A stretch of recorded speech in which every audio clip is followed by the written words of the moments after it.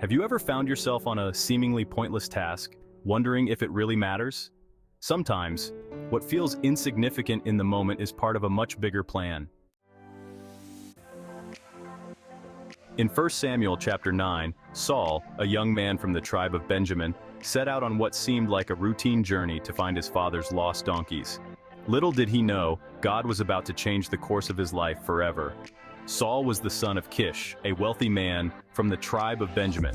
The Bible tells us that Saul was not only tall and handsome, but he was also someone who stood out among the people of Israel. However, at this point, Saul wasn't leading armies or making important decisions. He was simply trying to recover his father's lost donkeys. His journey wasn't an easy one. Saul and a servant traveled through the hill country of Ephraim, through the regions of Shalisha and Shalim, but they couldn't find the donkeys anywhere. Eventually they reached the land of Zuph, and Saul was ready to give up. He told his servant, "Let's go back, or my father will stop worrying about the donkeys and start worrying about us." But Saul's servant had another idea. He suggested that they visit a man of God, a prophet in the nearby town, who could help them find the donkeys. The servant said, "In this town there is a man of God. He is highly respected and everything he says comes true. Let's go there now. Perhaps he will tell us which way to take." Saul was hesitant at first. He didn't have a proper gift to give the man of God, but the servant reassured him, offering a small silver coin.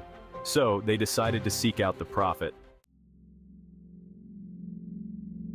As they arrived in the town, they met some young women who directed them to the prophet Samuel, who had just come to the town that day to offer a sacrifice at the high place.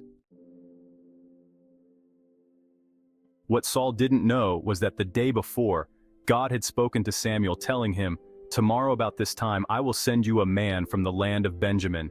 Anoint him ruler over my people Israel. He will deliver them from the hand of the Philistines." When Samuel saw Saul, God told him, "This is the man I told you about. He will govern my people."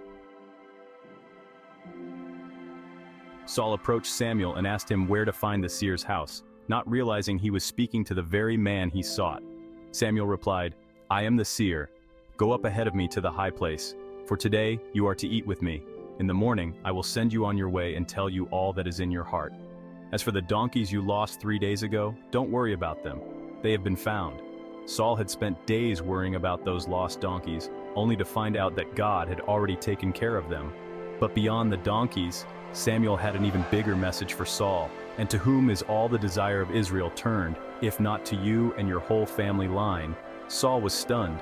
"But am I not a Benjamite from the smallest tribe of Israel? And is not my clan the least of all the clans of Benjamin? Why would you say such a thing to me?" Despite Saul's uncertainty, Samuel had Saul and his servant join him at a special meal, seating Saul at the place of honor. Samuel gave Saul a portion of meat that had been set aside specifically for him, showing that God had already planned this moment. The next morning, Samuel called Saul aside and gave him a private message from God. Saul had gone looking for lost donkeys, but he had found a divine calling. God had chosen him to be the first king of Israel. Have you ever been so focused on your own search that you didn't realize God was leading you to something much bigger? Could it be that God is preparing a greater purpose in your life, even through your most ordinary tasks? In this story, Saul went from searching for lost donkeys to being chosen as king. What seemed like an ordinary, even frustrating task was part of God's divine plan for his life. And just like Saul, you may be in the middle of something that feels small or insignificant, but remember, God can use any situation to lead you into your purpose. The Bible reminds us that God's plans for us are good, even when we can't see them clearly. As Jeremiah 29:11 says, "For I know the plans I have for you, declares the Lord, plans to prosper you and not to harm you, plans to give you hope and a future." So whatever you're going through, trust that God's promises are true. He is guiding you, even through the unexpected moments, to a future filled with hope and purpose.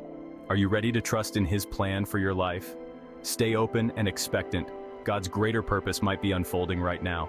Thank you for watching. Don't forget to like, share, and comment on what your biggest takeaway from this video is today. God bless.